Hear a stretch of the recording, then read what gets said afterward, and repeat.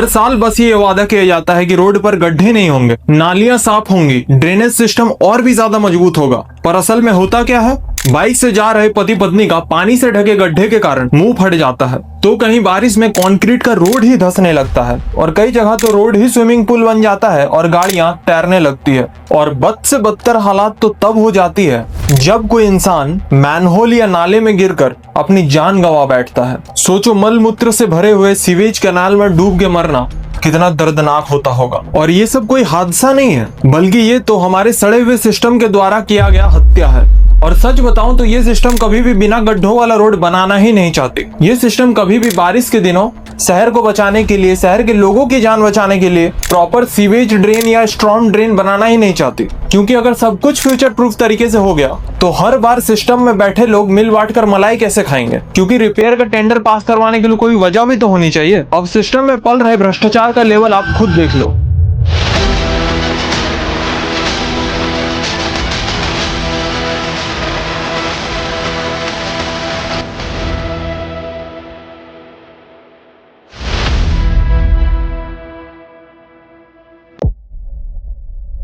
दोस्तों, भारत में मानसून की शुरुआत लगभग जून के महीने से होती है और पूरे भारत में लमसम 4 महीनों तक ये बारिश का मौसम रहता है। और इन्हीं 4 महीनों में यानी 120 दिन के टाइम पीरियड के दौरान करीब 1100 से 1200 मिलीलीटर तक की बारिश हो जाती है। और वैसे तो ये मानसून का सीजन कुदरत का दिया एक वरदान है, क्योंकि पूरा का पूरा agriculture sector, electricity, water resources, ये सभी मानसून पर डायरेक्टली डिपेंड करते हैं। पर कुदरत का दिया हुआ यह वरदान इस सड़े हुए सिस्टम के कारण श्राप बन के रह गई है। एनसीआरबी की रिपोर्ट के अकॉर्डिंग हर साल मानसून में करीब 1500 से लेकर 7900 जानें चली जाती है। अभी हाल ही के 1 जुलाई 2026 में पुणे से एक केस सामने आया था, जहां एक 2 साल के बच्चे की ड्रेन पिट में गिरने से जान चली जाती है। और ये घटना सिर्फ और सिर्फ घटती है कॉन्ट्रैक्टर के लापरवाही के कारण। ऐसा ही एक और सिमिलर सा केस है, जहां एक 55 साल के इंसान की मैनहोल में गिरने से जान चली जाती है, क्योंकि उस मैनहोल का ढक्कन खुला होता है और बारिश के पानी से ढके होने के कारण उसे वो नजर नहीं आता और वो सीधा मैनहोल में जा गिरता है। और इस हादसे का कारण भी हमारा लापरवाह सिस्टम है। यहाँ बड़े से बड़ा दुर्घटना हो जाए, यहाँ कोई अकाउंटेबिलिटी लेने वाला नहीं है, कोई जिम्मेवारी नहीं लेगा। किसी काम का टेंडर पास होते ही कॉन्ट्रैक्टर नाला या फिर गड्ढा कोड़ देंगे, या फिर साफ सफाई के नाम पर ड्रेन का ढक्कन खोल के चले जाएंगे, वो भी बिना किसी वार्निंग साइन के। क्योंकि कॉन्ट्रैक्टर को भी पता है कि इस देश का सिस्टम जैसा है, वैसे सिस्टम में बड़ा से बड़ा घटना हो जाने पर भी उसका तो कुछ नहीं बिगड़ने वाला। जो गिर के मरा वो मरा। आज हमारे इस लापरवाह और घटिया सिस्टम की वजह से हर साल इतनी घटनाएं घटती है जिसकी कोई गिनती नहीं है। ऐसा ही एक और घटना देख लीजिए। 31 जुलाई 2024 दिल्ली के गाजियापुर में स्कूटर पर सवार 22 साल की तनुजा और उसके 3 साल के बेटे की खुले हुए 15 फीट गहरे नाले में गिरने से मौत हो जाती है। और ये दुर्घटना भी बरसात के दिनों सिस्टम के द्वारा की गई लापरवाही का नतीजा है। इसी तरीके का एक और केस देख लेते हैं। ये केस सिर्फ 1 महीना पहले यानी कि 9 जुलाई 2026 की है। तो इसमें नोएडा के रहने वाली 28 साल की महिला की खुले हुए ड्रेन में गिरने से मौत हो जाती है। और इसी तरीके के सिमिलर केसेस की लाइन लगी पड़ी है। कहीं स्ट्रॉन्ग ड्रेन का ढक्कन खुला हुआ है, तो कहीं कोई नाले में गिर के मर रहा है, कहीं रोड के गड्ढे के चलते एक्सीडेंट हो रही है, तो कहीं ब्रिज गिर जा रहा है।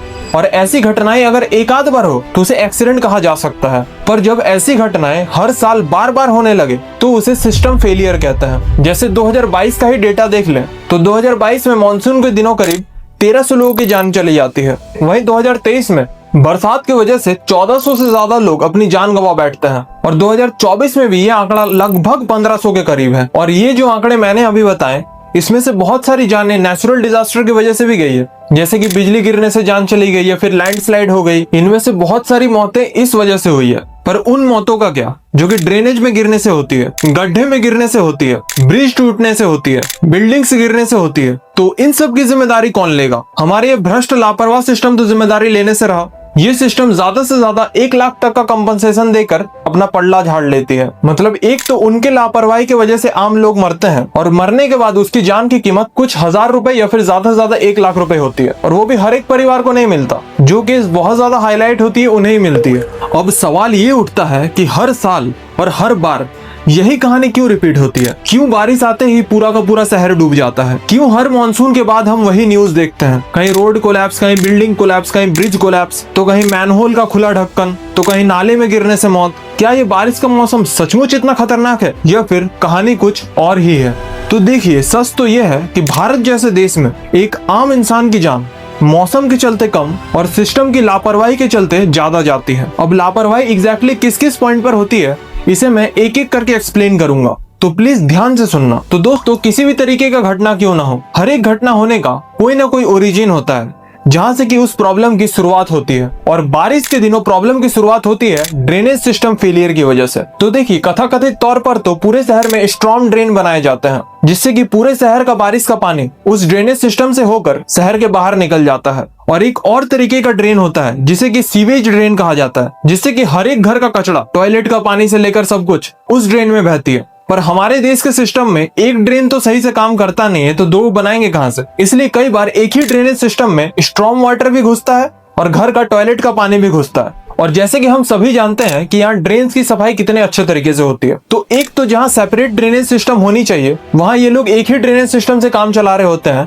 और उसकी भी साफ सफाई नहीं करते, जिस वजह से बरसात आने के बाद पानी ओवरफ्लो करने लग जाता है। ड्रेनेज सिस्टम किसी काम का ही नहीं बचता, क्योंकि जिस स्ट्रॉन्ग ड्रेन सिस्टम को सिर्फ बारिश के पानी के लिए बनाया जाना चाहिए, उसमें हर घर के टॉयलेट का पानी घुस रहा है, प्लस कचरा घुस रहा है, और उसका कोई ध्यान रखने वाला भी नहीं है और कोई साफ सफाई करवाने वाला भी नहीं है। तो वो ड्रेनेज सिस्टम ना होने के बराबर ही हो जाता है। और अगर हम इंडिया के टियर 1 सिटीज की भी बात कर लें, जैसे मुंबई, दिल्ली, कोलकाता, बेंगलुरु जैसे बड़े बड़े शहर, तो आज भी वहाँ बिना प्रॉपर प्लानिंग के दशकों पुराने ड्रेनेज सिस्टम है। और वैसे ड्रेनेज सिस्टम आज की पॉपुलेशन को हैंडल करने के लिए बनी ही नहीं है, क्योंकि जैसे जैसे पॉपुलेशन बढ़ती है वैसे वैसे इंफ्रास्ट्रक्चर ग्रोथ भी होता है। चारों तरफ ऊंची ऊंची बिल्डिंग्स बन जाती है, नीचे कंक्रीट का चादर बिछ जाता है, और हर तरफ सिर्फ कंक्रीट होने के कारण बारिश के पानी को सोखने के लिए जमीन ही नहीं बचता। और जब जमीन पानी नहीं सोखता तो वो पानी शहर में ही जमा होकर रह जाता है, और उसी का नतीजा ये निकलता है कि लोग रोड में स्विमिंग करते नजर आते हैं, गाड़ियां बोट की तरह तैरने लगती है, और लोगों की करोड़ों की संपत्ति बर्बाद हो जाती है। और कहानी सिर्फ यहीं खत्म नहीं होती, जो पुराने ड्रेनेज सिस्टम या नाले वगैरह बनाए हुए भी हैं, वो भी पूरी तरह से वर्किंग कंडीशन में नहीं है, उसमें भी भर भर के कचरा भरा होता है, और बारिश होते ही उसमें पानी जाने का तो पता नहीं, पर उससे बदबू जरूर आने लगती है। तो देखो, गरीबी में आटा गीला वाली बात यहाँ बिल्कुल फिट बैठती है। एक तो आज के शहर के हिसाब से ड्रेनेज सिस्टम अवेलेबल नहीं है, और जो भी ड्रेनेज सिस्टम अवेलेबल है उस पर कचरा भरा हुआ है। पानी जाने के लिए जो भी बड़े बड़े नाले बनाए हुए हैं उनमें पॉलीथीन्स, प्लास्टिक बॉटल्स, कंस्ट्रक्शन के कचड़े और मलबा पड़ा हुआ है। मतलब जिस रास्ते शहर का पानी निकलना चाहिए उस रास्ते शहर का कचरा भरा हुआ है, तो पानी अब कहां से निकलेगा? और पानी जब निकल नहीं पाता तो पूरा पानी शहर में जमा हो जाता है और बाढ़ जैसी कंडीशन आ जाती है। पर सबसे बड़ा सवाल यह है कि हर साल सरकार प्री मॉनसून इंस्पेक्शन करवाती है। ड्रेन और नालों की साफ सफाई के लिए हजारों करोड़ के टेंडर पास होते हैं, पर यह सब सिर्फ कागजों में होता है। ग्राउंड लेवल पर इसका कोई फर्क नहीं दिखता। इसे आप इसी बात से समझ लो कि दिल्ली, मुंबई, गुड़गांव, सूरत जैसे बड़े शहरों में मॉनसून के पहले ही बारिश में बाढ़ आ जाती है। पर हाँ, पानी भरने से, बाढ़ आने से भले ही हजारों नुकसान क्यों ना होता हो, पर एक फायदा जरूर होता है, और वो फायदा होता है हमारे सिस्टम के भ्रष्टाचार से बने इंफ्रास्ट्रक्चर की सच्चाई सबके सामने आ जाती है। कहीं रोड सिर्फ कुछ महीने पहले ही बनती है, पर पहले मॉनसून में ही उसकी हालत ढीली पड़ जाती है, उसमें गड्ढे पड़ जाते हैं। कई बार बारिश के दिनों कई सारे पुल ढह जाते हैं, जैसे हिमाचल प्रदेश का सांगला वैली ब्रिज 11 जुलाई 2026 को ढह जाती है। उत्तराखंड का नंदा की चौक ब्रिज 12 जुलाई 2026 को ढह जाती है। अरुणाचल प्रदेश का सीमेन रेलवे ब्रिज 28 जून 2026 को ढह जाती है। यूपी का बेताबा नदी पुल 29 मई 2026 को ढह जाता है। बिहार के भागलपुर का विक्रमशिला सेतु 4 मई 2026 को ढह जाती है। तो कुछ ऐसा है हमारे देश का इंफ्रास्ट्रक्चर डेवलपमेंट, जहां हजारों करोड़ की लागत से बने हुए रोड्स और ब्रिजेस धंसने लगते हैं। तो ये तो वो सारी बातें थी जो कि भ्रष्टाचार के चलते बारिश के दिनों एक्सपोज हो जाती है। पर एक ऐसा जियोग्राफिकल टॉपिक है जिस पर कि बहुत कम लोगों का ध्यान है, और अगर उस पर ध्यान दिया जाए तो शहर में बाढ़ की संभावना ही कम हो जाएगी। तो मैं बात कर रहा हूँ नेचुरल वाटर होल्डर्स की, मतलब वेटलैंड्स, लेक्स या फिर तालाबें। तो पहले लेक्स और तालाबों की संख्या ज्यादा हुआ करती थी, जिस वजह से बाढ़ की संभावना भी कम होती थी, क्योंकि जो भी बारिश का एक्सेस पानी होता था वो इन वाटर बॉडीज में होल्ड हो जाता था। पर जैसे जैसे इंफ्रास्ट्रक्चर डेवलपमेंट होता है लोग तालाबों में, लेक्स में मिट्टी भर कर बिल्डिंग्स बना देते हैं और अर्बनाइजेशन होने के कारण चारों तरफ कंक्रीट की चादर बिछ जाती है। दूर दूर तक कहीं पानी सूखने का जगह ही नहीं बचता। बड़े बड़े अपार्टमेंट्स बना दी जाते हैं, शॉपिंग मॉल्स बना दी जाती है, मतलब बिना किसी प्रॉपर प्लानिंग के पूरा का पूरा शहर बसा दिया जाता है। और इधर हमारे देश के शहरों की स्ट्रॉन्ग ड्रेनेज सिस्टम की तो लगी पड़ी है, और जो पानी ये नेचुरल वाटर होल्डिंग बॉडीज अपने में रख लेते थे या फिर जमीन सोख लेती थी, अब वो भी नहीं हो पा रहा। तो अब बारिश आते ही शहर का डूबना तो तय है। प्लस सिस्टम की लापरवाही इस प्रॉब्लम को और बढ़ा देती है। पानी से ढके रोड्स में तो पता ही नहीं चलेगा कि कहाँ गड्ढा है और कहाँ नहीं है। लोग जब गिर के मरते हैं तब पता चलता है। और ये म्युनिसिपैलिटी वाले साफ सफाई के नाम पर कौन सा मैनहोल का ढक्कन कहाँ खोल के रख देंगे उसका कोई भरोसा नहीं। कहीं करंट के खुले तार पड़े होते हैं। मतलब ये लोग पूरे के पूरे शहर को बरसात के दिनों एक डेथ ट्रैप बना के रख देते हैं, क्योंकि लोगों के पास मरने के लिए ऑप्शंस की कमी नहीं है। या तो रोड के गड्ढे में गिर के मरो, या तो करंट खा के मरो, या तो मैनहोल के अंदर घुस के मरो, या तो नाली में गिर के मरो, या फिर खुले हुए ड्रेन में घुसकर बह के मरो। तो हम जब कहते हैं ना कि बरसात की वजह से दुर्घटना हो गई, मेरे ख्याल से ये सेंटेंस ही गलत है। सीधा सीधी ये बोलो कि सिस्टम की लापरवाही की वजह से दुर्घटना हो गई। हमारे देश का गवर्नमेंट बाढ़ संभावित क्षेत्र में प्रॉपर स्ट्रॉन्ग ड्रेन इंफ्रास्ट्रक्चर क्यों नहीं बनाती? सिर्फ टेंडर तो पास हो जाते हैं पर कभी भी प्रोजेक्ट सही से इम्प्लीमेंट नहीं होता। ये लोग रोड्स भी बनाएंगे तो बिना मेजरमेंट के। इस तरीके के रोड्स बहुत आम नजर आएंगे कि जहां रोड के बीचों बीच पानी जमा है। ये लोग नाला भी बनाएंगे तो नाला में पानी के अलावा आपको सिर्फ कचड़ा ही कचड़ा मिलेगा, और वही कचड़ा बारिश के दिनों पानी के साथ मिलकर पूरे एरिया में बहुत गंदी स्मेल फैलाने का काम करते हैं। ये कई तरीके के इन्फेक्शन और बीमारी भी फैला देते हैं, जैसे malaria, dengue, typhoid, cholera, hepatitis A. इन जैसे बीमारियों का खतरा बहुत ज्यादा बढ़ जाता है। अब एट द एंड सवाल ये उठता है कि क्या हर बार और हर साल जो ये प्रॉब्लम होती है तो उसका क्या कोई प्रैक्टिकल सोल्यूशन नहीं है? तो दोस्तों सोल्यूशन है, और बहुत इफेक्टिव सोल्यूशन है। इवन कई सारे देश उन सोल्यूशंस को यूज भी कर रहे हैं। बस शर्त इतनी है कि ये सारे सोल्यूशंस ग्राउंड लेवल पर अच्छे से इम्प्लीमेंट होने चाहिए, तभी ये काम करेगी। तो देखो, हर साल मानसून लगभग जून जुलाई के महीने से ही शुरू होती है। मतलब अगर हमारे देश का सिस्टम चाहे तो बाढ़ संभावित क्षेत्र में पहले से ही सेफ्टी मेजर्स लिए जा सकते हैं, जैसे स्ट्रॉन्ग वाटर ड्रेन्स और नालों की सफाई करवा लेना। कहीं अगर मैनहोल का ढक्कन टूटा हुआ या फिर खुला है उसका ध्यान रखना। उसके बाद जिन रोड्स पर पानी रुक जाते हैं उन रोड्स का इंस्पेक्शन करना कि कहीं कोई बड़ा गड्ढा तो नहीं है। और साथ ही दुर्घटना संभावित क्षेत्रों में इलेक्ट्रिक वायर्स पर निगरानी रखना, ताकि जरूरत पड़ने पर टाइमली पावर कट किया जा सके।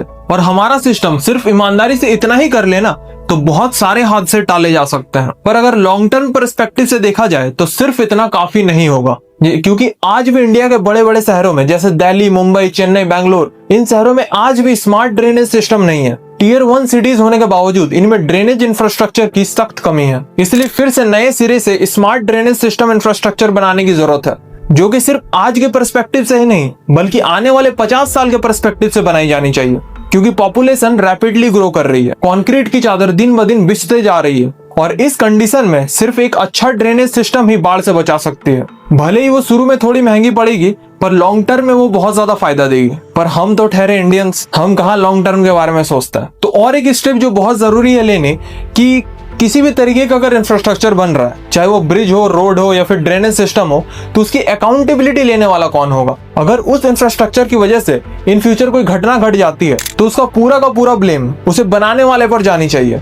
और चाहे किसी भी तरीके का घटना क्यों ना हो, अगर क्वालिटी इशू की वजह से अगर कोई हादसा हो रहा है तो सीधा उसके कॉन्ट्रैक्टर को पकड़ो। और एकमात्र यही एक रास्ता है जिससे उस करप्शन करने वालों के मन में थोड़ा सा डर बैठ सकता है। अब कुछ बातें ऐसी है जो कि हम जैसे आम लोगों के लिए है, क्योंकि हर चीज के लिए हम सिर्फ सिस्टम को ब्लेम तो नहीं दे सकते ना। हमें हमारी हरकत भी सुधारने की जरूरत है, जैसे अपने घर के कचरे का प्रॉपर मैनेजमेंट करना, ना कि उसे जाकर किसी नाले में डाल देना। प्लस पॉलीथीन्स और सॉलिड प्लास्टिक जैसी चीजें जो कि किसी भी ड्रेनेज सिस्टम को या फिर नाले को ब्लॉक कर सकती है, उसका प्रॉपर वेस्ट मैनेजमेंट करना। और अपने घर के साथ साथ अपने एरिया का भी ध्यान रखना, क्योंकि हर कोई अगर ऐसा करेगा तो ये छोटे छोटे स्टेप ही एक बढ़िया सोसाइटी बनाने में हेल्प करती है। आज क्या होता है कि कोई कहीं भी कचरा फेंक देता है, पर हमें ये सोचने की जरूरत है कि अगर हम सरकार से एक हाई क्लास सोसाइटी का उम्मीद रखते हैं तो हमें भी अपने मेंटालिटी को हाई क्लास में ले जाना पड़ेगा।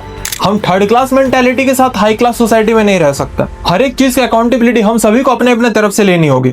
ये नहीं कि यार छोड़ो ना, होता है, सब कोई फेंकता, हम भी फेंक देते हैं यार। नहीं यार, जब बारिश होगी और पानी नहीं जा पाएगा तो पूरा मोहल्ला डूबेगा, पूरे मोहल्ले में स्मेल आएगी। इसलिए हर एक इंसान को अपने अपने तरफ से जिम्मेदारी उठानी चाहिए। तो 100 बात की एक बात, हमारा बिहेवियर और गवर्नमेंट का बिहेवियर दोनों जब सुधरेगी तभी किसी प्रॉब्लम का सोल्यूशन निकलेगा। बाकी आपका इस पर क्या ओपिनियन है कमेंट सेक्शन में लिखकर जरूर बताएं। और अगर वीडियो इन्फॉर्मेटिव लगी हो तो याद से चैनल को सब्सक्राइब करके अपना प्रीसियस सपोर्ट मुझे जरूर दें, ताकि मैं इन फ्यूचर और भी बढ़िया बढ़िया कंटेंट ला सकूं। तो मिलते हैं आपसे नेक्स्ट वीडियो में। Thanks for watching.